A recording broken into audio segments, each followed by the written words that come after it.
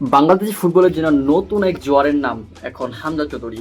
জাতীয় দলে হামজার যোগ দেওয়ার গুঞ্জন এবং আলোচনার মধ্যেই বদলে যেতে পারে এবং শুরু করে দিয়েছে দেশের ফুটবলের চিত্র। এবং শুধু দর্শক আগ্রহ নয়, এবার যেন কোচদের মাঝে তৈরি হয়েছে বাংলাদেশের কাজ করার আগ্রহ। একের পর এক হাই প্রোফাইল সিভি জমা দিচ্ছেন বাংলাদেশ ফুটবল ফেডারেশনে এবং প্রশ্ন উঠেছে, হামজার নামে কি কোচদের এই দল? বাংলাদেশ ফুটবলের দীর্ঘদিন ধরেই বড় এক মাপের বিদেশি কোচের খোঁজ চলছে। তবে সাম্প্রতিক সময়ে পরিস্থিতি যেন বদলে গেছে। ইউরোপ, দক্ষিণা এবং আমেরিকার অভিজ্ঞ কোচদের নাম ঘুরছে আলোচনায়।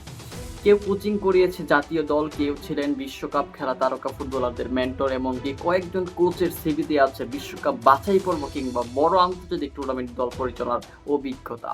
ফুটবল বিশ্লেষকদের মতে এত বড় এখন হামজা চৌধুরীর সম্ভাব্য আগমন। হামজা চৌধুরীর মতো ইংলিশ ফুটবলে খেলা একজন পরিচিত মিডফিল্ড যদি বাংলাদেশের জার্সিকে খেলেন, তাহলে আন্তর্জাতিক মিডিয়ার নজর পড়বে বাংলাদেশের উপর। এতে কোচদের জন্য এটি হতে পারে নিজেদের প্রমাণ করার বড় মঞ্চ।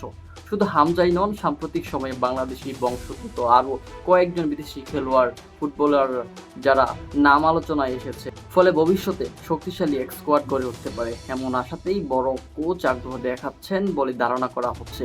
কারণ প্রতিভাবান খেলোয়াড়দের সাথে থাকলে কোচদের জন্য ফল দেখানো অধিক সহজ হয়ে পড়ে। তবে বড় প্রশ্ন হচ্ছে বাজেট। হাই প্রোফাইলের কোচ মানেই বড় অঙ্কের বেতন। বাফুফের বর্তমান আর্থিক অবস্থা সেই চাপ নেওয়ার কতটা সম্ভব তা নিয়ে রয়েছে সংশয়। অনেক সময় ভালো সিভি জমা দিলেও শুধু অর্থের কারণেই পিছিয়ে যেতে হয় ফেডারেশনকে। তবে সমর্থকদের আশা, এবার হয়তো বদলে যাবে বাংলাদেশের চিত্র।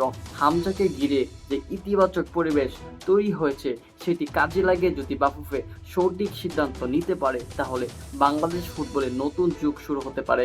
এবং দেখার বিষয়, হামজার নামের এই আলোড়ন শেষ পর্যন্ত গুঞ্জনে সীমাবদ্ধ থাকে, নাকি সত্যি বড় কোনো কোচ এসে বদলে দেন বাংলাদেশের ফুটবলের ভবিষ্যৎ।